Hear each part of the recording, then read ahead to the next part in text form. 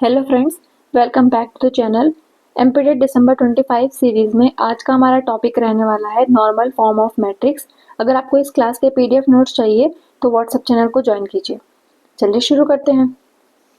Normal form of matrix क्या होता है? बाय एलिमेंट्री ऑपरेशंस, जो कि हम पिछली क्लास में पढ़ चुके हैं। एलिमेंट्री ऑपरेशंस क्या होते हैं? Every matrix A of n cross n, जिसको हम लिख सकते हैं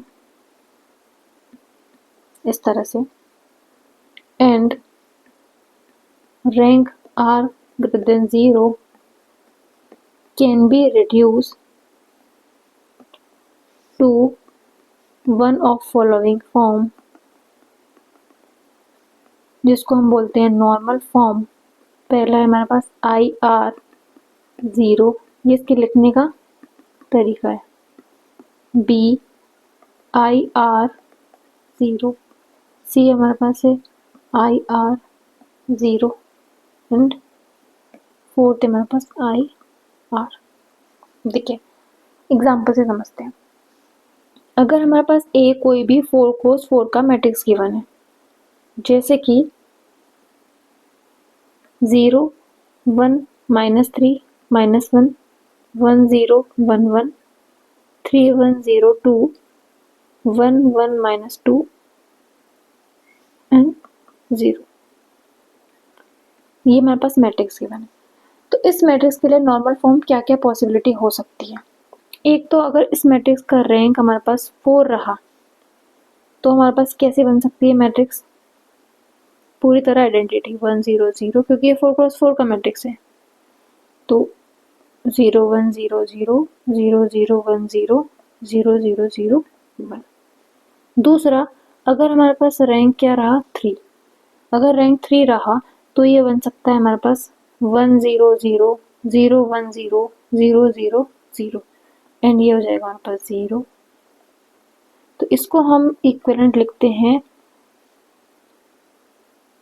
I3, ये हो जाएगी 0। देखिए ये इतना हमारे पास क्या हो जाएगा I3, एक हमारे पास हो जाएगा ये 3 क्रॉस 1 का मैट्रिक्स, एक हो जाएगा हमारे पास ये, एक हो जाएगा ये।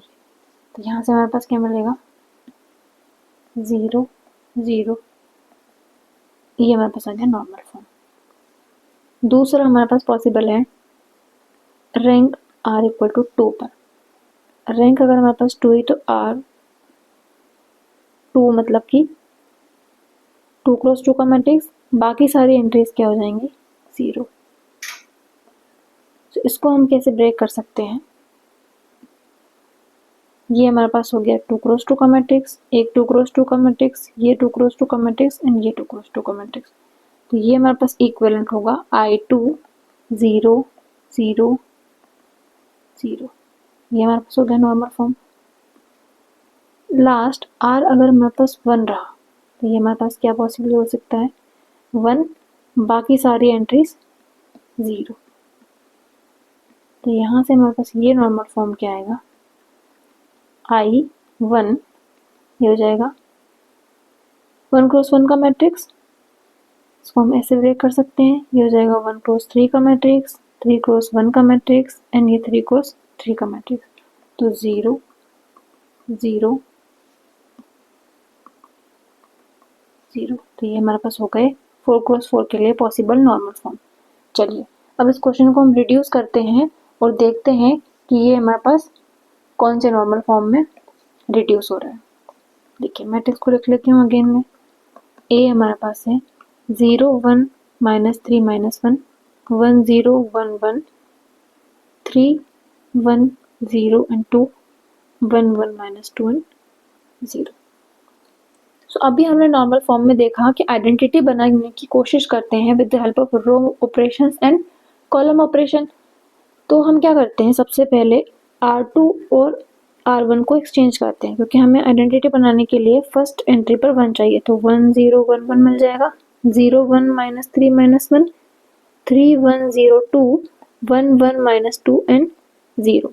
अगेन हम क्या करेंगे R3 को चेंज करेंगे R3 -3 R1 से, एंड R4 को चेंज करेंगे R4 माइनस R1 से, तो हमें क्या मिलेगी मैट्रिक्स, ये आ जाएगी 1 0 1 1 0 1 माइनस 3 माइनस 1। इन दो एंट्रीज पे 0 बनाने के लिए हमने ऑपरेशन लगाया है, तो ये जाएगा हमारे पास 3 1 0 2 माइनस 3 माइनस 0 माइनस 3 माइनस 3। तो यहाँ से हमारा क्या मिलेगा 0 1 माइनस 3 एंड माइनस 1। R4 को चेंज कर रहे हैं R4 minus R1, 0 minus 1 minus 3 minus 1। Again हम क्या करते हैं, इन दो एंट्री को 0 बनाते हैं with the help of this, तो ये हमारे पास ऑपरेशन लगेगा R3 tends to R3 minus R2 and R4 tends to R4 minus R3। तो ये हमारे पास आ जाएगा 1 0 1 1 0 1 माइनस 3 माइनस 1 0 0 0 0 0 0 0 0। तो ये हमारे पास जो matrix I R equal to रहेंगे, इसका क्या है 2, तो ये हमारे पास किस फॉर्म में बनेगा I2 0 0 एंड 0। तो डायरेक्ट आप इस ऑप्शन को चूज कर सकते हैं, या फिर पूरी तरह अगर इसको कन्वर्ट करना चाहते हैं तो क्या करेंगे, यहाँ से हम कॉलम ऑपरेशन लगाएंगे, इसको 0 बनाएंगे with the help of this और इसको 0 बनाएंगे with the help of column number 1। तो क्या ऑपरेशन लगेगा, C3 को हम चेंज करेंगे C3 minus C1 and C4 को हम चेंज करेंगे C4 माइनस C1। तो यहाँ से हमारे पास क्या आएगा, इक्विवेलेंट मैट्रिक्स मिलेगी 1 0 0 first column as it is, 0 1 0 0 second column as it is, third को हम कर रहे हैं C3 माइनस C1, तो आ जाएगा 0 माइनस 3 0 0, हो जाएगा 0 माइनस 1 0 0। फिर क्या करेंगे, इस एंट्री को और इस एंट्री को 0 बनाएंगे with the help of this one, तो ये हमारे पास क्या आ जाएगा, C3 को हम चेंज करेंगे C3 माइनस प्लस C2 और C4 को चेंज करेंगे C4 प्लस C2। तो इक्विवेलेंट मैट्रिक्स हमारे पास क्या मिलेगी, 1 0 0 0 as it is, 0 1 0 0 as it is, 0 0 0 0 0 0 0 0। तो यहाँ से हमें क्या मिला, इसको ऐसे ब्रेक कर सकते हैं, ये मिला I2, ये 0 मैट्रिक्स 0 मैट्रिक्स 0 मैट्रिक्स। तो ये हमारे पास क्या आ गया, normal form of this matrix. Hope आपको नॉर्मल फॉर्म समझ आ गया होगा। एक और तरीका होता है हमारे पास नॉर्मल फॉर्म से क्वेश्चन पूछने का, जो कि होता है इस तरह से, क्वेश्चन गिवन है find non singular P and Q matrix such that PAQ is in the normal form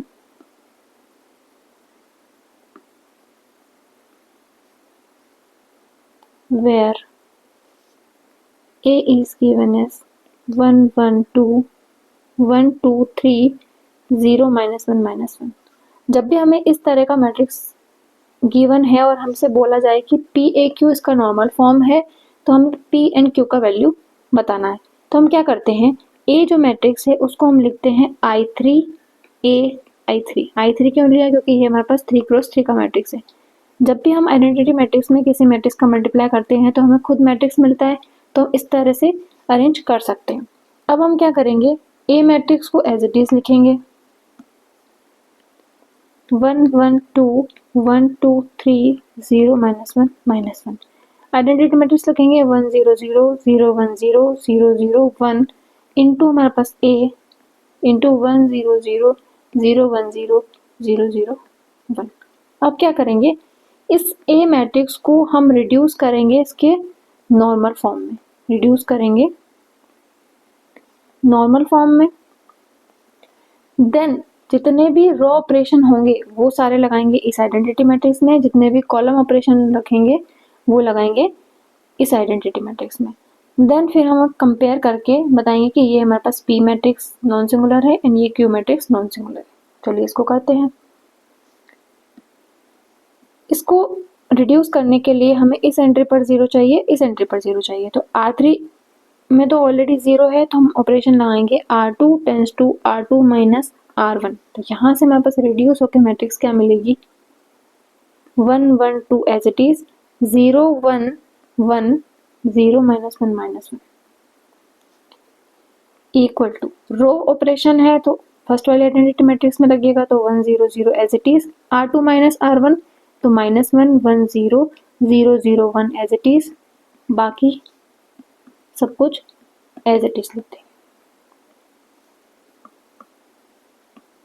देखिए अगेन क्या करते हैं, इस एंट्री को 0 बनाते हैं with the help of second row. तो यहाँ से हमें मिलेगा R3 tends to R3 plus R2, reduce करेंगे तो जाएगा 1 1 2 0 1 1 0 0 0, इक्वल करेंगे तो यहाँ से आ जाएगा, रो ऑपरेशन है तो फिर से फर्स्ट वाले में लगेगा 1 0 0 माइनस 1 1 0, R3 को R2 प्लस R2 कर रहे हैं तो आ जाएगा -1 1 and 1, A as it is 1 0 0 0 1 0 0 0 1। अब आइडेंटिटी मैट्रिक्स को हम में रिड्यूस कर रहे हैं, तो इस एंट्री और इस एंट्री को 0 बनाएंगे with the column number C1। तो हम क्या करेंगे, C2 को चेंज करेंगे C2 माइनस C1 में, और C3 को चेंज करेंगे C3 माइनस 2 C1 में। तो जो रिड्यूस होकर हमारे पास मैट्रिक्स मिलेगी वो क्या मिलेगी, 1 0 0 as it is, C2 minus C1 0 1 0, C3 को चेंज कर रहे हैं C3 माइनस 2 C1 तो आ जाएगा 0 1 0, यह आ जाएगा 1 0 0 माइनस 1 1 0 माइनस 1 1 1।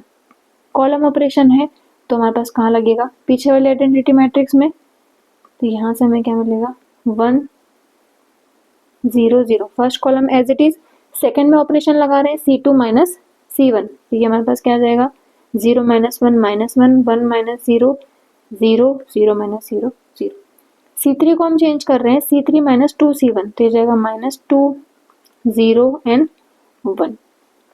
अगेन क्या करते हैं, इस एंट्री को 0 बनाते हैं with the help of C2, तो आ जाएगा C3 को चेंज कर रहे हैं C3 माइनस C2, तो यहाँ से हमारे पास मिलेगा 1 0 0 as it is, 0 1 0 as it is, आ जाएगा 0 0 0 इक्वल, फर्स्ट वाली एंट्रीज एज इट इज रखेंगे। कॉलम ऑपरेशन है तो पीछे वाली मैट्रिक्स में लगाएंगे 1 0 0 as it is, -1 1 0 as it is, यहाँ से हमारे पास क्या आ जाएगा,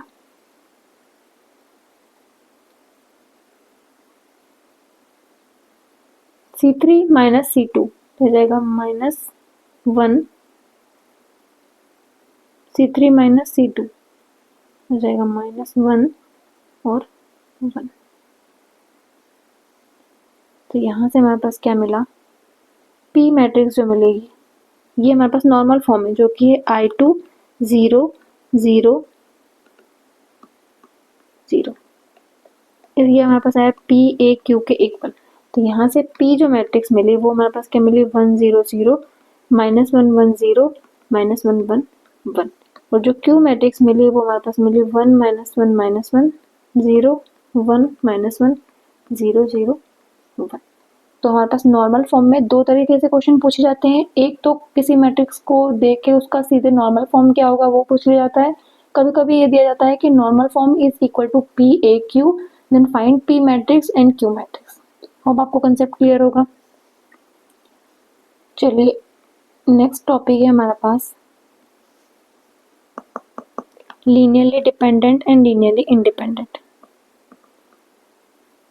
लीनियरली डिपेंडेंट और इंडिपेंडेंट सेट, हालांकि ये हम पिछली क्लास में पढ़ चुके हैं, लेकिन इस कंसेप्ट को हम डिटर्मिनेंट से और रैंक मैट्रिक्स से कैसे कनेक्ट करते हैं वो आज हम देखने वाले हैं। R1 R2 Rn रो वेक्टर्स गिवन है या फिर रो मैट्रिसेस गिवन है of order 1 cross n, then पहला हमारे पास आएगा they are said to be linearly independent और Li set if rank of matrix A। A matrix कैसे आएगी, A मैट्रिक्स में पहला रो R1 होगा, R2 होगा, R3 होगा, ऐसे m होगा, तो ये हमारे पास m क्रॉस n का मैट्रिक्स बनेगा। तो रैंक ऑफ a जो होगा वो हो जाएगा minimum of m comma n। Then हमारे पास जो वेक्टर्स होंगे वो कैसे होंगे, लीनियरली इंडिपेंडेंट। दूसरा, it's said to be linearly dependent vectors if rank of a does not equal to minimum of m comma n। या फिर हम कह सकते हैं rank of a is less than, strictly less than minimum of m comma n। दूसरा हमारे पास concept है, अगर हमारे पास m और n इक्वल है, मतलब नंबर ऑफ वेक्टर्स जो गिवन है वो उनके ऑर्डर के बराबर है, तो हमारे पास क्या कंसेप्ट होगा, they are said to be linearly independent set of vector if determinant of A matrix is non zero. इसका मतलब रैंक क्या हो जाएगा, full n। And they are said to be linearly dependent अगर डिटर्मिनेंट ऑफ ए क्या आ जाए, जीरो। इसका मतलब रैंक क्या हो जाएगा, लेस देन n। ये कंसेप्ट हमें याद रखना है। अब ये कंसेप्ट हमारे पास आया कैसे, चलिए इसको हम देखते हैं। 1 2 3 एक हमारे पास वेक्टर है, 3 माइनस 2 1 अनदर वेक्टर है। देखिए कॉमा करके लिखा हुआ है तो ये वेक्टर्स हैं, अगर हमारे पास सीधे लिखा हुआ है तो क्या हो जाएंगे, मैट्रिसेस हैं। ठीक है, एक ही बात है। सो हमें लीनियरली डिपेंडेंट और इंडिपेंडेंट चेक करने के लिए एक डेफिनेशन से क्या पता है कि लीनियर कॉम्बिनेशन को जीरो पुट करें और हमारे पास सारे स्केलर्स क्या आ जाए, जीरो आ जाए, तो वो linearly independent set of vector होते हैं। अगर लीनियर कॉम्बिनेशन को जीरो पुट करें और सारे के आईज हमारे पास क्या आ जाए, नॉन जीरो आ जाए, या फिर सम के आईज आर नॉन जीरो आ जाए, तो linearly dependent set of vectors आता है। तो चलिए यहाँ पर हम देखते हैं k1 1 2 3 plus k2 3 minus 2 1 plus k3 1 minus 6 and 5।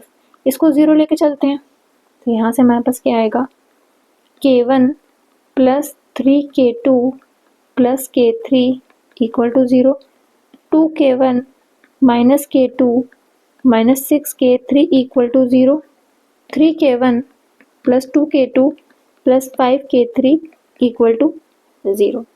अगर हम पिछले कंसेप्ट से इसको जोड़ें तो ये हमारे पास क्या आ जाएगा, ax इक्वल टू b, या फिर इसको बोल सकते हैं ax equal to zero, homogeneous system of linear equation, जहाँ पे हमारे पास कैपिटल x है वेरिएबल k1 k2 k3 में, और a जो है वो है coefficient matrix 1 3 1 2 minus 2 minus 6 3 1 and 5। अब हमारे पास दो पॉसिबिलिटी है, अगर डिटर्मिनेंट जीरो आता है इट इम्प्लाई इनफाइनाइट सॉल्यूशन जिसको हम बोलते हैं नॉन जीरो सॉल्यूशन, या फिर डिटर्मिनेंट हमारे पास नॉन जीरो आए तो ये इम्प्लाई करेगा अ यूनिक सॉल्यूशन जिसको हम बोलते हैं जीरो सॉल्यूशन। ठीक है, देखते हैं। चलिए ए अगर हमारे पास ये है 1 3 1 2 माइनस 2 माइनस 6 3 1 5, तो हम क्या करते हैं, इसको रिड्यूस करेंगे। पहले हम इसको रिड्यूस करेंगे, तो इसको जीरो बनाते हैं, इसको जीरो बनाते हैं, तो यहाँ से हमें क्या मिलेगा, R2 को हम चेंज कर रहे हैं R2 माइनस 2 R1 में, और R3 को हम चेंज कर रहे हैं R3 माइनस 3 R1 से। तो यहाँ से हमें इक्विवेलेंट मैट्रिक्स क्या मिलेगी, 1 3 1, ये हो जाएगा 2 माइनस 2 माइनस 6, 2 का मल्टीप्लाई कर रहे हैं तो 2 6 2, इसको माइनस कर रहे हैं तो यहाँ से हमें मिलेगा 0 माइनस 8 माइनस 8। नेक्स्ट हम मल्टीप्लाई कर रहे हैं 3 का और माइनस कर रहे हैं R1 3 9 3, तो ये हमारे पास आ जाएगा 0 माइनस 8 एंड 2।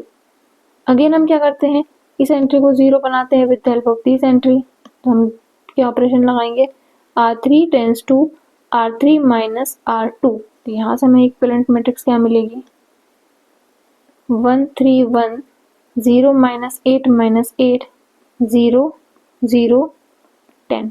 अब हम क्या करेंगे, इसमें k1 k2 k3 का मल्टीप्लाई करेंगे इक्वल टू हमारे पास 0 0 0। हम मल्टीप्लाई करेंगे तो क्या मिलेगा, k1 plus 3 k2 plus k3 equal to 0, minus 8 k2 minus 8 k3 equal to 0, 10 k3 equal to 0। तो यहाँ से इम्प्लाई हुआ K3 equal to 0, K3 equal to 0 हम सेकेंड इक्वेशन में रखेंगे तो यहाँ से इम्प्लाई होगा K2 equal to 0, K1 K2 को जब हम यहाँ 0 रखेंगे तो यहाँ से क्या आएगा K1 इक्वल टू 0। तो हम देख सकते हैं इसके सॉल्यूशन कैसे आए, यूनिक सॉल्यूशन, क्योंकि हम देख सकते हैं रिड्यूस करने के बाद अगर डिटरमिनेंट फाइंड करेंगे तो डिटरमिनेंट ऑफ ए हमारे पास कैसा आएगा, नॉन जीरो। जब भी हमारे पास नॉन जीरो डिटरमिनेंट आता है homogeneous system of linear equation में तो हमारे पास यूनिक सॉल्यूशन होता है। और यूनिक सॉल्यूशन को हम जीरो सॉल्यूशन क्यों बोलते हैं, क्योंकि उस सॉल्यूशन की वैल्यू जो आती है वो हमारे पास क्या आती है, जीरो। तो यहाँ से हमें क्या मिला, अगर हमारे पास लीनियर कॉम्बिनेशन हम जीरो लेके चले और हमारे पास के आईज क्या आ गए, जीरो आ गए, इसका मतलब क्या हुआ, linearly independent set of vector. इसीलिए हमने पहला पॉइंट डिस्कस किया था कि if m equal to n हो और a का डिटर्मिनेंट नॉन जीरो हो, इसका मतलब रैंक ऑफ a फुल होगी n के बराबर, तो हमारे पास सेट ऑफ वेक्टर्स कैसे होंगे, लीनियरली इंडिपेंडेंट। इसी तरह अगर हमारे पास डिटर्मिनेंट जीरो हो जाता तो रैंक हमारे पास क्या जाती, लेस देन n हो जाती। तो ये हमारे पास क्या इंप्लाई करता है, linearly dependent set of vector. चलिए एक और क्वेश्चन हम देख लेते हैं। क्वेश्चन है हमारे पास, एग्जाम्पल है हमारे पास, x1 is given as 1 1 1 3, x2 is given as 1 2 3 4, x3 given है 2 3 4 and 7।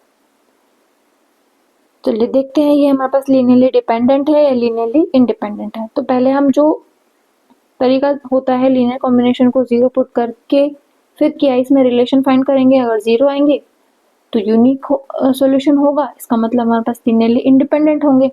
और अगर के आई नॉन जीरो आ गए तो हमारे पास क्या आएगा, linearly dependent set of vector.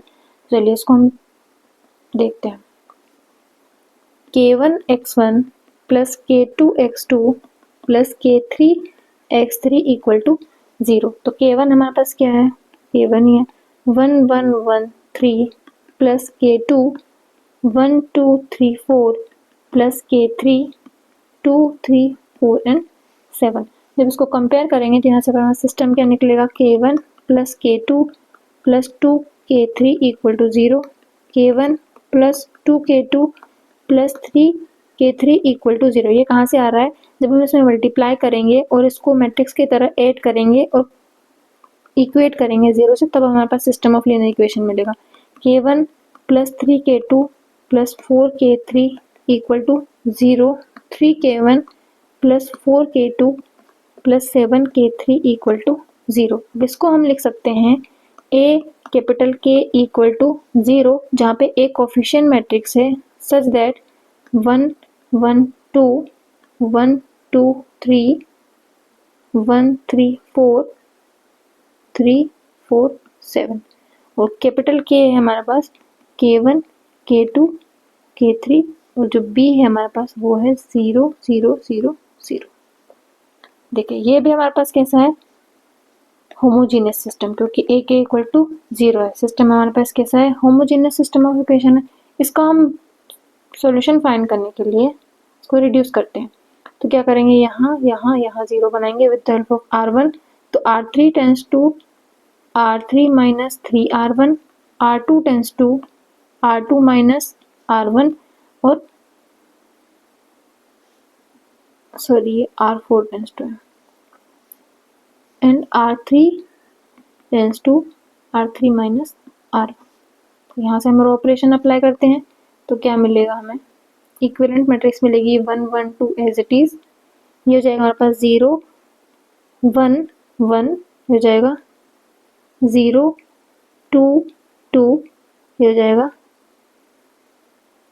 0 1 1। देखिए अब इसके बाद इन दो एंट्री को 0 बनाते हैं with the help of this entry. तो यहाँ से हमारे पास ऑपरेशन क्या लगाना पड़ेगा, r4 tends to r4 minus r2 and r3 tends to r3 minus 2r2। तो हमारे पास इक्विवेलेंट मैट्रिक्स क्या मिलेगी, 1 1 2 0 1 1 0 0 0 0 0 0। और हम इसमें मल्टीप्लाई करेंगे k1 k2 k3 का, और इक्वल रखेंगे 0 0 0 0 तक। यहाँ से हमें क्या मिलेगा, K1 plus 2K2 plus K2 plus 2K3 equal to 0 हो जाएगा। K2 plus K3 equal to 0। तो यहाँ से हमें क्या मिलेगा, K2 इक्वल टू मिलेगा माइनस K3। जब हम इसको यहाँ रखेंगे तो हमें मिलेगा K1 minus K3 plus 2K3 equal to 0। तो K1 plus K3 equal to 0। तो यहाँ से हमारे पास K1 क्या मिलेगा, माइनस K3। देखिए, और इन दोनों से हम इम्प्लाई कर सकते हैं K1 इक्वल टू K2। तो ये हमारे पास क्या रिलेशन आ गया, के आइज में रिलेशन आ गया, मतलब ये हमारे पास जीरो नहीं हुए। तो यहाँ से हमारे पास K1 अगर मैं लेमडा देती हूँ कोई भी रियल नंबर, तो यहाँ से हमारे पास K2 इक्वल टू क्या आ जाएगा, lambda, and K3 equal to क्या आ जाएगा, माइनस लेमडा। तो जो भी हमारे पास इस तरह के सॉल्यूशन होंगे वो सब क्या होंगे, जो सिस्टम ऑफ इक्वेशन बन रहा है हमारे पास उसके क्या होंगे, सॉल्यूशन होंगे। इसका मतलब हम लीनियर कॉम्बिनेशन जीरो लेके चले थे, लेकिन हमारे पास के आईज जो आए वो क्या आ गए, नॉन जीरो आ गए। तो हमारे पास कैसे होंगे ये system of equation, linearly dependent set of vector होंगे। तो यहाँ से हमारे पास क्या मिला, जब हमने इसको रिड्यूस किया था तो rank of this matrix A हमारे पास क्या आई, 2 आई। लेकिन कंसेप्ट हमने क्या पढ़ा था, if rank of A matrix is equal to minimum of m comma n, then हमारे पास linearly independent set of vector होंगे। तो रैंक ऑफ ए हम देखते हैं मिनिमम ऑफ क्या आना चाहिए था, 3,4, इसका मतलब 3 आना चाहिए था, तब भी हमारे पास linearly independent set of vector होते हैं। लेकिन ये हमारे पास क्या आया, नॉट इक्वल आया। जब नॉट इक्वल आता है तो हमारे पास क्या होते हैं, linearly dependent set of vector. तो ये दोनों कंसेप्ट को हम यहाँ से कंपेयर कर सकते हैं।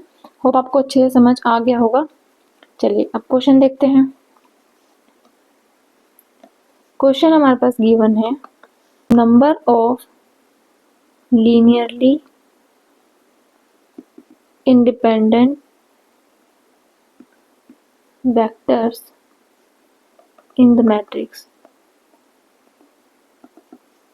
मैट्रिक्स गिवन है 1 minus 3 2 minus 3 9 minus 6 2 minus 6 and 4।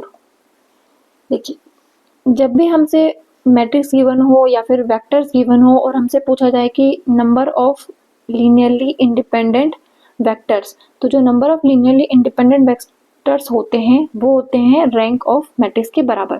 तो यहाँ से हमारे पास number of linearly independent vectors जो हो जाएंगे वो हो जाएंगे रैंक ऑफ मैट्रिक्स के बराबर। अगर R1 R2 Rm vectors given है, जहाँ पे R1 जो है वो है A11 12 1n, मतलब कोई 1 क्रॉस n का वेक्टर। तो हमारे पास पूछा जाए कि इनमें से linearly independent set of vector कितने हैं, तो जो मैट्रिक्स A हमारे पास बनेगी कैसी, A11 12 1n, मतलब फर्स्ट रो रखेंगे, देन सेकेंड रो रखेंगे, and similarly m cross n का हमारे पास मैट्रिक्स आएगा AM1 AMN। तो इसका जो हमारे पास रैंक ऑफ A होगा वही हमारे पास क्या हो जाएंगे, number of linearly independent vectors. तो चलिए यहाँ पे हम देखते हैं, इस मैट्रिक्स को हम क्या करेंगे, रिड्यूस करेंगे। ये हमारे पास है 1 माइनस 3 2 माइनस 3 9 माइनस 6 2 माइनस 6 4। इसको हम रिड्यूस करते हैं, क्या करेंगे, इन दो एंट्रीज पे 0 बनाएंगे। तो इन दो एंट्रीज पे 0 बनाने के लिए चाहिए R3 tends to R3 minus 2 R1 and R2 tends to R2 plus 3 R1। तो यहाँ से हमारे पास क्या आ जाएगा,